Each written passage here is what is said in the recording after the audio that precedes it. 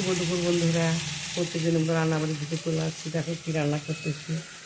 এখানে করলাম বন্ধুরা একদম কুচি কুচি ডাঁটার শাক ভাজা, রসুন বেশি করে লুচি কাঁচা লঙ্কা দিয়ে ভাজা করলাম, একদম গুলে গেছে দেখো।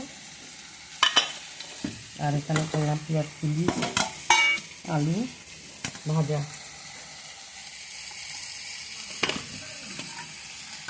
আর এখানে করবো বন্ধুরা রুই মাছের ঝোল। এখানে বসিয়েছি দেখো, ডাঁটা দিয়ে আলু দিয়ে রুই মাছের ঝোল। মশলা একটু ভাজা ভাজা হয়েই আসছে, এখন জল দেবো। দেখো তেলে ছেড়ে দিচ্ছে। আজকে এই রান্নাবাড়ি করবো, হয়েই গেছে রান্না। এই মাছের ঝোলটা হলে খাওয়া দাওয়া শুরু করবো। তোমরা সবাই খাওয়া দাওয়া খাও, সবাই ভালো থেকো, সুস্থ থেকো।